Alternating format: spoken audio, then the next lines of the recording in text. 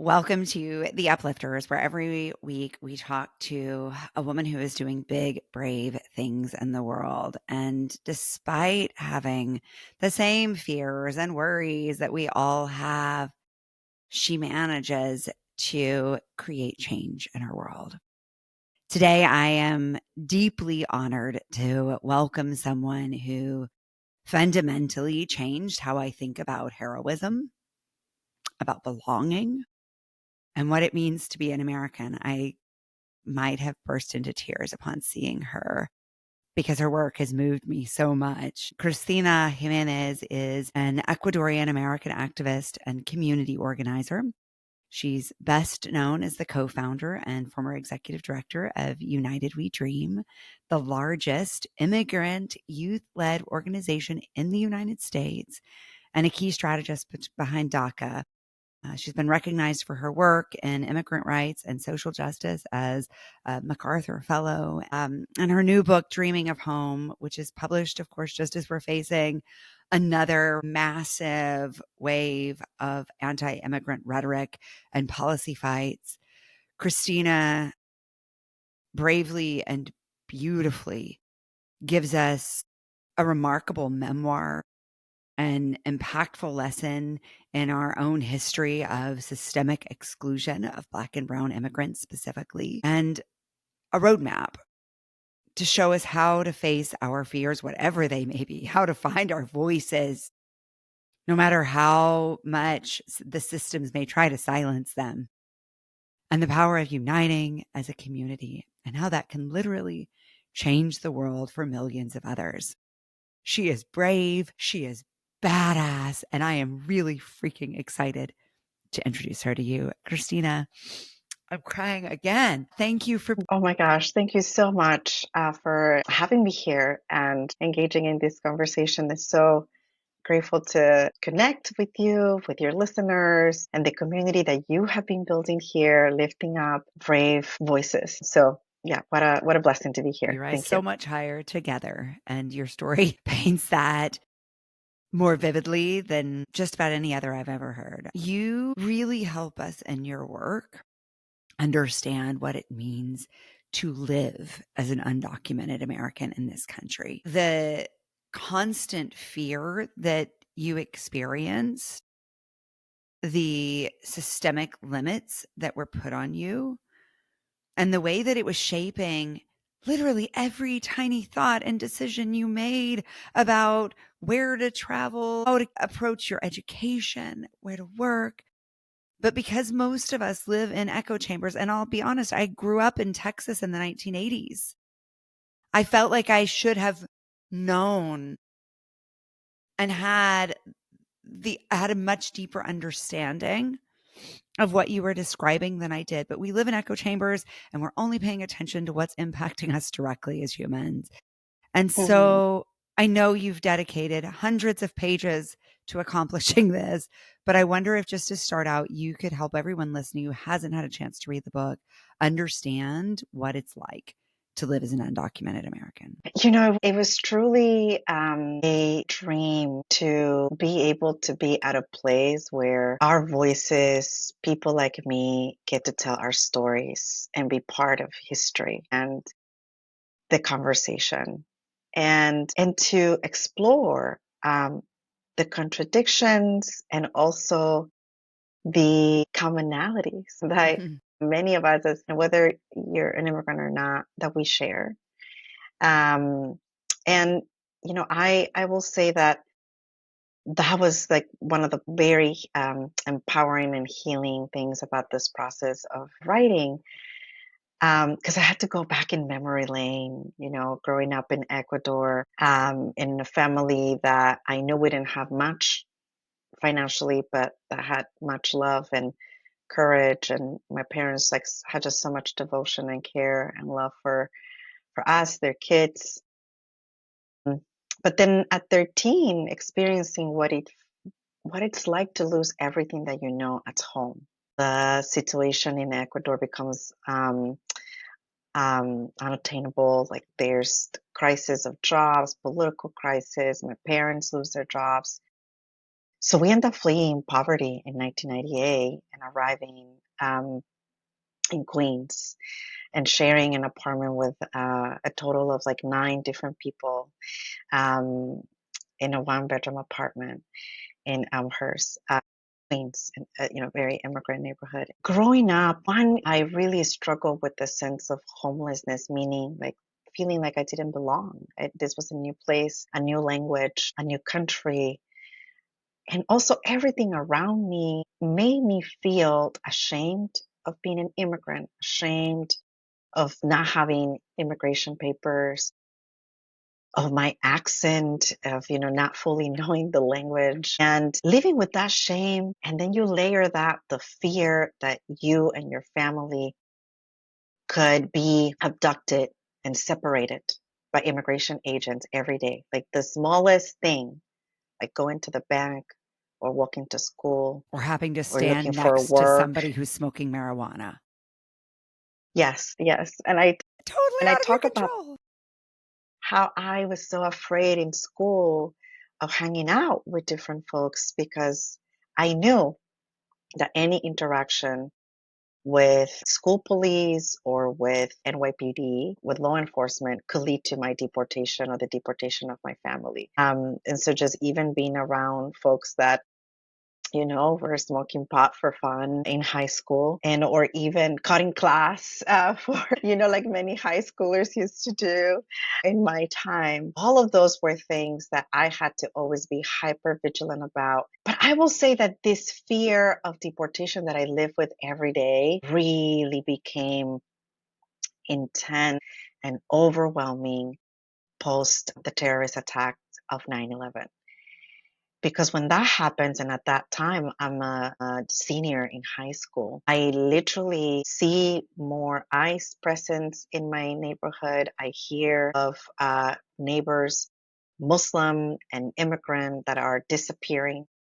You see in the news raids that are happening in the workplace, and you start thinking, I'll be next. My family could be next. And it is in which I think that I feel like there's so many parallels to that moment right now, Yeah.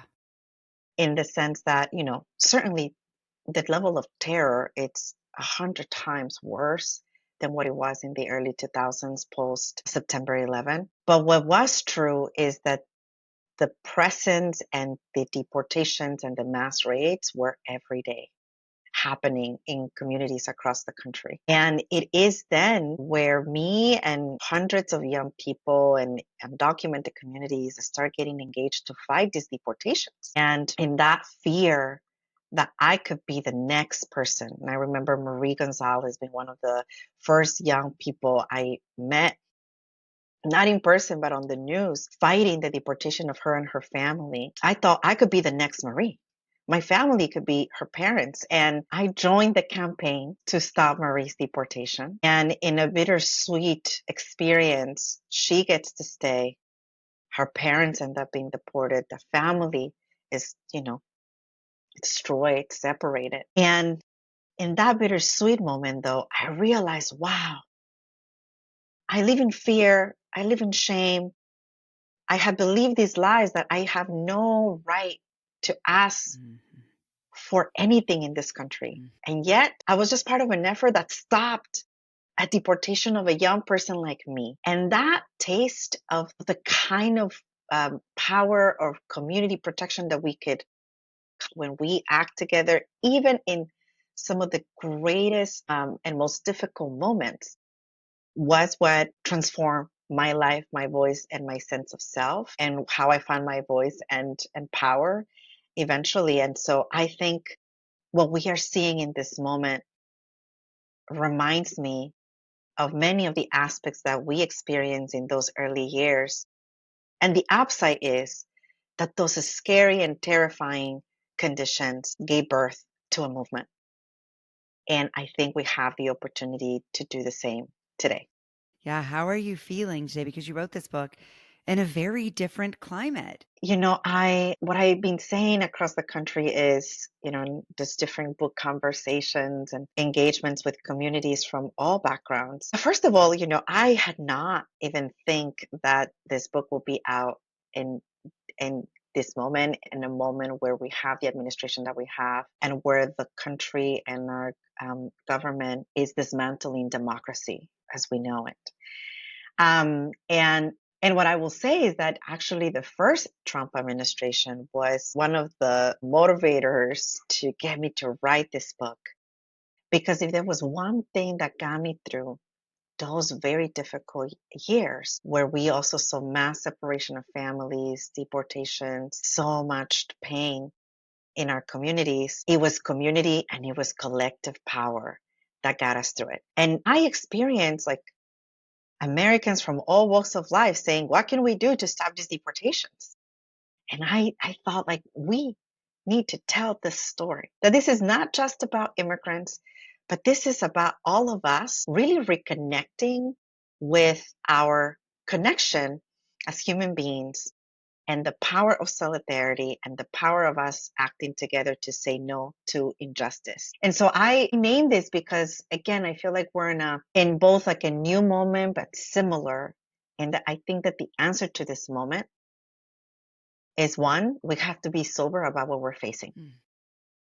We are facing undemocratic conditions in this country. And that should worry all of Yeah. us, not just immigrants. All of our rights, the right to speak, to use our constitutional rights to share our perspectives, to take action, to get engaged, to just be, are being threatened and are, at stake.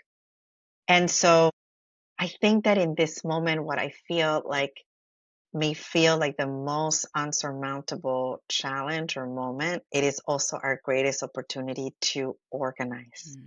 and to build communities of solidarity and to build communities of love with people that dream of making this country a home and a place where we all belong, regardless of background, regardless of race, regardless of faith, of gender, of class. And so I do think that that's the opportunity, and that's where my hope is at. And I'm seeing it. I'm seeing it happen across the country.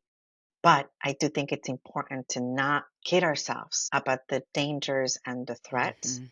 that we are facing. This administration may be using immigrants Mhm. as a way to test how far they can go, how fast they can destroy Mhm. democratic institutions and overreach and ignore the courts and silence dissenters. But that Americans, actually the majority of us, want to fight for a democracy that works for all of us. Yes. And I think to your earlier point, the entire system is designed on making us feel like we can't use our individual and collective power to Hmm. resist, that we can't use our voices. And so, as I read your book, I kept thinking about the fact that so much of what I don't do in life, so much of what my clients and my guests and my friends don't do in life is because we're worried about what other people will think of us.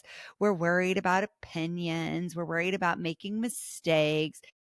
Whereas you were worried about getting abducted. You were worried about spending years in inhumane treatment in detention centers, right? Like the scale of these issues are very different. And at the end of the day, we all have to figure out like how to use our voices, regardless of what our fears are. And Mm-hmm. I mean, I don't want to be alarmist, but be honest, we all are at risk of ending up in detention centers right now. Hmm. And I think facing those fears and finding your way through community, no matter what we're trying to do, if it's to write a book or change the freaking world, is a lesson we can take from your journey. And so Absolutely. I imagine you still continue to face those voices in your head that say, stay quiet, stay small. How do you balance risk and reward? Yeah. As I've been touring the country talking about dreaming of home and bringing communities together to share our stories, I get often the question, and both like young and older folks have asked me this question, like, how do you shed the fear? How do you deal with the fear? And, now I am a naturalized citizen. And in many ways, people will think like, whoa, what does she have to fear? And yet, even before this administration announced that they are creating an effort and a commission to denaturalize and to take away citizenship of the 23 million Americans that have gone through naturalization processes like me, I was afraid and I'm still afraid.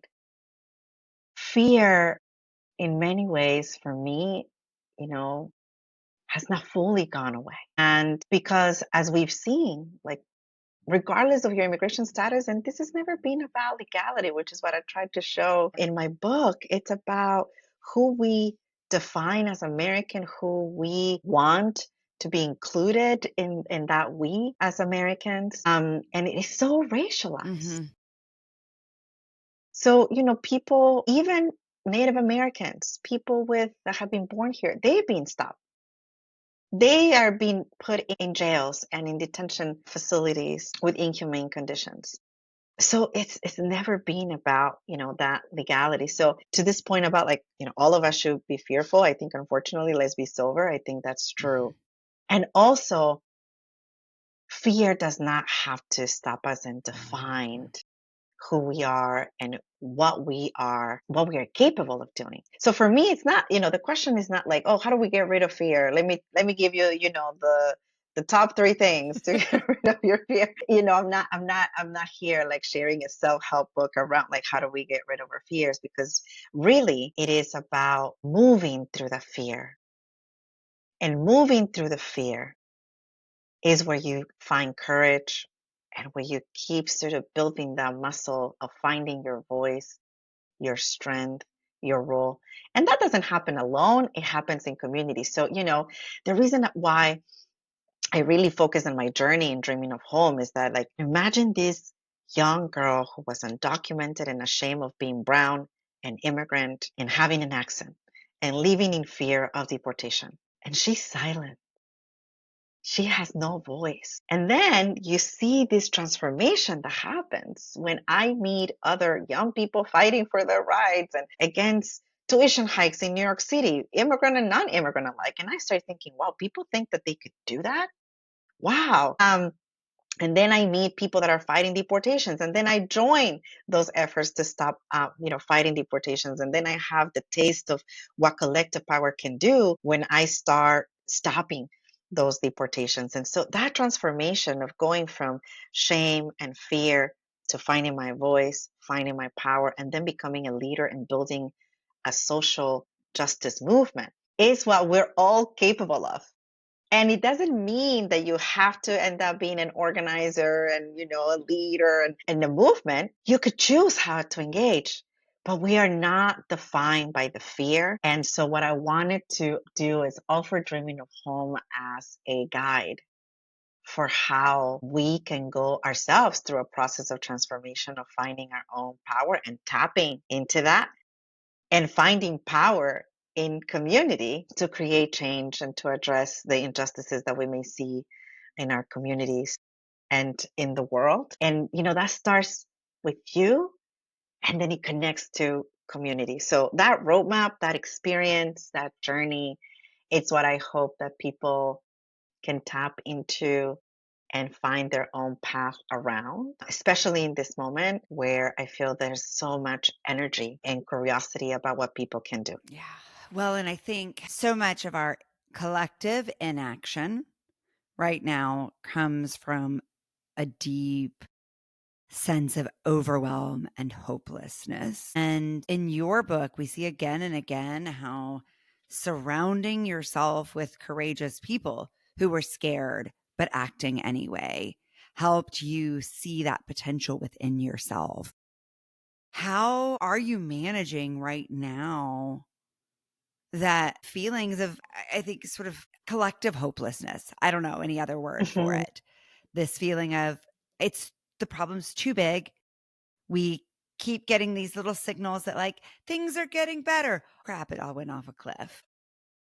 Yeah, yeah, no, I hear that, and I will say that um, I resonate with that so much. Like that's my everyday experience. Like days when I feel like I'm so hopeful and I'm inspired by Americans from all walks of life taking action and defending their immigrant neighbors and donating to funds and stopping people's deportations and sharing stories and you know and then there are days where like even when that's happening I feel worried and overwhelmed and just uncertain about the future. So, I definitely want to be very real that it's part of our lives right now. Like if we're not going through those like highs and lows, like we're just not human. Mhm.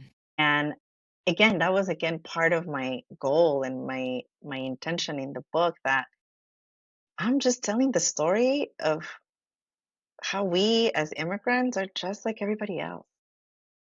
We have dreams, we have fears, we have high moments and low moments, and we fall in love, and we have dreams, and we're working hard to care for our loved ones. And in this case, like I am like everyone else. Like I think sometimes, when people may read the book or have heard about my work and the story, like you might think, like, oh, this person, Cristina must be feeling hopeful, powerful every day. And that's just not the truth. Like, the our authentic lives right now is that we are going through those highs and lows. So I will say that every day is a practice around this for me. But what I will say is that when I start to feel like just very overwhelmed and I can't see the answers and I'm feeling like I'm not doing enough and what I'm doing may not get us to even make an inch of change, the thing that helps me change that and shift that is connecting back to Mm. my community of friends and organizers, going to a community meeting, going to a training for how people are supporting each other to protect their immigrant neighbors, or talking to folks about the work that they're doing in different states to organize their communities, or to educators that are getting ready for back to school. And it is in those conversations that I'm like, oh my God, it's like we're the majority. Yeah. Look at all of us Yeah. doing all of this work. But I will say my call, and then when I get very like, I think this conversation not only gave me hopeful, but they gave me pumped up and then like very serious about like, okay, we are on the business of building power, building change, and we got to be disciplined about it. And so the call that I'm making to folks is that don't let the people in power right now convince us that we are powerless. Mm. That's what they actually want. Mhm. So if we believe that, we are letting them win. It is up to us to fight for the America that is possible. It is up to all of us.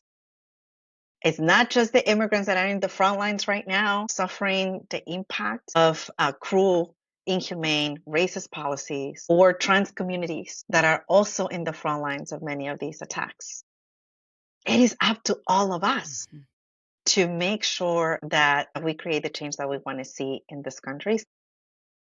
That's the assignment. So then the question is, how do we do and what do we do? And I think the thing that I am conscious about is that, I was really afraid of even like the book being out in this moment, of what it will mean for my own safety, Mhm. the safety of my family, and the safety of people coming Mm. to a book event. Mhm.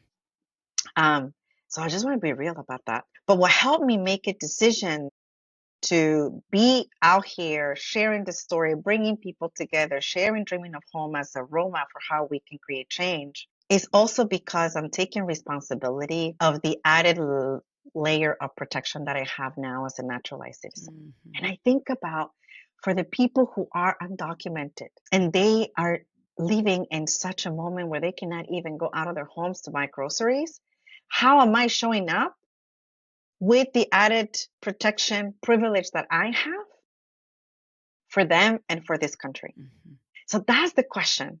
How does that look like for you if, you know, you were born here? How does that look like for you if you come from affluent communities, et cetera, et cetera? And I think all of us have a role. Yeah, I think it's hard to know what that role is and where we can get involved and where we can use our privilege. And I mean, I did like ridiculous things like reaching out to people in my life who might have teams that are undocumented and just saying, I'm here if there's anything I can do. And it felt like the most absurd thing to say, but I felt like not saying it was worse. It's so important. And I am so glad that you're sharing that because that may sound so simple, but I have to tell you this. Immigrants and people close to immigrants are feeling so unwanted Mhm. and rejected and dehumanized in this moment that just reminding them that another human sees them as human Mhm.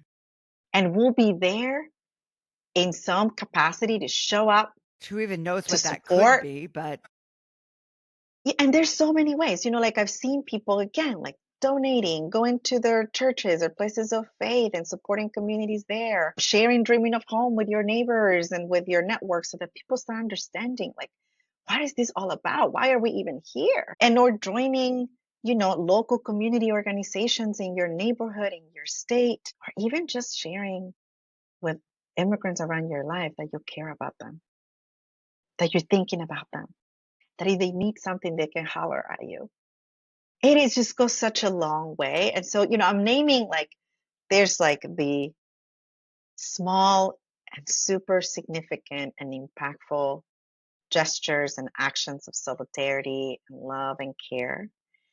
And then there's also those that like, you know, um, are perhaps like risky and courageous when people are coming together to create teams to defend their neighbors and communities in their neighborhood, and they're on their phones and they have WhatsApp channels and sharing information, and people alert themselves when like they see eyes and they start alerting their neighbors, and that all of that matters. So there's no one way. We shouldn't make whatever you think about perfection being the enemy of the good. Mhm. Actually, all of it helps in a moment where the goal is to dehumanize immigrant communities and lock them up and deport them to other places I'm thinking about what in we the learned world. from your journey here, which is, I'm picturing you in my mind, this little teenage girl in her giant school with all these strangers and strange rules and strange lockers and strange language. And the desire to sort of hide to stay safe was very Hmm. realistic and Yeah. makes a lot of sense, and you found your way out from the shadows, and your voice grew by just sort of stepping in and engaging, and so I think what I'm taking from your story and from your advice right now is tiptoe in if you must. You don't have to start with a helmet and and a protected vest, but step in and then see where that takes you. I mean, you may not know where that journey is going. It may just be cans of soup, right? But it also may be helping to write policy and Yeah. showing up at protests. And the biggest thing I will say is that alone and in isolation, we will lose. Mhm. In silence, we will lose. Mhm. In community, we can win. And invisibility, I think a lot about that in your story because, of course, the natural tension is that you have to hide in order to stay safe. And then you hear these stories of, I was anti immigrant. And then Carla from the diner in my small town in Wyoming was taken away by ICE. And suddenly I understood. In silence and in hiding, it's much more easy to be deported, kidnapped without anyone knowing. Hmm. And what I learned very quickly as I was sharing when I like joined these efforts to stop deportations, I was like, oh, wait a minute. I'm learning that in hiding and living in the shadows, I am less safe. Hmm. And coming out as undocumented, taking space, taking action, becoming more visible, being part of a community, actually, it's where I'm safe. It's what makes them more safe. And I do think that that stays true today. But I will say that for undocumented people who, like right now, don't want to share their stories, don't want to, like, put themselves out there, it's like, rightly so. Hmm. Hmm. Even then, you're seeing people who are at risk who are still courageously out there. But again, I think that this is where like all of us can engage in different ways. But in isolation and in hiding, um, we have less protection. For all of us. for all of Yeah, us. and I think that is such an important point here is that number one, we're all immigrants. Except for the indigenous Americans. It's like ex-smokers. They always say, and nobody is more self-righteous than an ex-smoker. About I kind of think immigration is the same thing. It's like, Mm. okay, yeah, my family, they were immigrants in the 1700s, but they were still immigrants. They were still Mm-hmm. escaping really challenging situations to come to this place of hope and promise. And it's true for all of us. Yeah. We are all new Americans, really, because America is new. Oh, the project of these aspirational values of, freedom and justice and opportunity for all, it's still a project that we're working on. Like it has not realized. And it's so important to like anchor ourselves in those aspirational values. I mean, in fact, is what inspired many people to seek refuge and to seek a new life here. And at the same time, and this is, why in Dreaming of Home, I also help the reader and invite the reader to connect some of the historical dots here. But so important to anchor ourselves on those values that in many ways drive migration and also then connect it to the reality of this country and its history, its legacy of slavery and systematic racism, its legacy of colonialism and genocide of Native American communities, and using immigration and designing the immigration system in a way that was rooted in a true like belief of eugenics and a hierarchy of race. And so we, before 1920, the country had technically an open border policy. Mostly people from Europe were coming to the country, and all they had to do was like sign up, register, and they could live here, reunite with their family members. Our government used to help them reunite with their family members. But then in the 1920s, the first act that creates our immigration system is designed around the belief that Northern European countries were the countries where like the best white race came from, that those were the immigrants that we wanted and everybody else was not a desirable immigrant. So then the system was designed around these quotas. So, a lot of us don't know that. I I certainly did didn't not know it. learn that. No. And they American use history doesn't teach that. yeah, and the eugenics scientists, right? Like we're like using all of these Writing the scientific quote SAT unquote questions. data. That was another big shock for me in reading it. I was like, what? Yeah.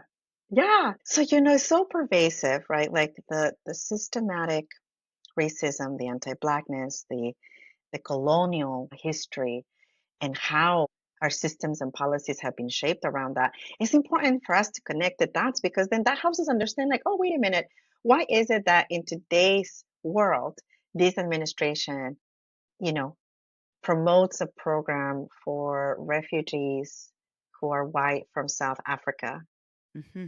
and at the same time denied refugee and asylum for Black and Brown people, um, Grown up seeking here. refuge.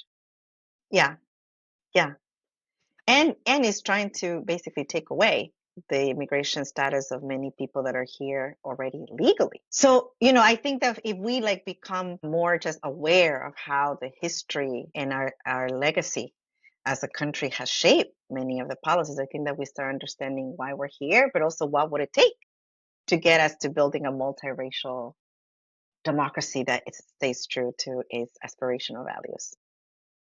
I've heard in hundreds of stories on this podcast and throughout history how from the bleakest times we build the brightest. Hmm. And so I hold on to that as hope that we can build a home together that is more inclusive and accepting and frankly better. Because how many brilliant leaders have we missed out on because we've pushed them out of the Mm-hmm. country? Or we because we've told Hmm. them they aren't welcome here or they can't be themselves here. And Absolutely. As I was sharing earlier, I do think the parallels here is that I know that when there was a mass uptake of deportations, the building of the Department of Homeland Security, the funding that went into creating ICE and gave more resources to Border Patrol and other law enforcement. And now there's like have been billions of dollars that just, in the last weeks have been allocated to that law enforcement agency that has become as big as uh, the size of the military of some countries around the world. Even in the midst of that, there was a movement that was born of young, courageous, documented people. Like imagine that. Undocumented people who were risking their lives and who were risking deportation built a movement. I would also say not alone. Mm-hmm. There were always the allies. There were always the teachers, the educators, the faith leaders, the civil rights elders that coach and train so many of us. And I think of many who were part of the Student Nonviolent Coordinating Committee that became my mentors over time. So we were never doing this alone. But if this small group of young, courageous people could build a movement in those conditions, I can imagine what all of us can do in this moment. And so I truly believe that this is the moment where when a new movement is going to rise. I believe it too. Thank you for giving us hope. Thank you for helping us see beyond our own experiences and giving us a roadmap for how we can lean into creating change instead of hiding and hoping that it will change on. Thank you. So good to be So here. good to have you. Listeners, I will share links to Cristina's work, read her book, share her book, read it again. I listened to it on Audible. It's amazing. She narrates it. And I got to garden with Cristina and go to the store with Cristina. And we just got to have our lives together because she was just coaching me and talking to me the entire time. So highly recommend the Audible version. And then I'll share all the action steps and bullets that you outlined, Cristina. Thank you again for everything you're doing. Thank you. Thanks for watching the Uplifters podcast. If this inspired you, hit subscribe and tap the bell to stay uplifted. Give this video a thumbs up and share it with someone who needs a little lift today. Big love. Painted water sunshine with rosemary and thyme. Dwell in the perplexing, though you find it vexing. Toss a star and hover, be your own best lover. Relish in a new prime, plant a tree in springtime. Dance with idle hindsight, bring the sun to twilight.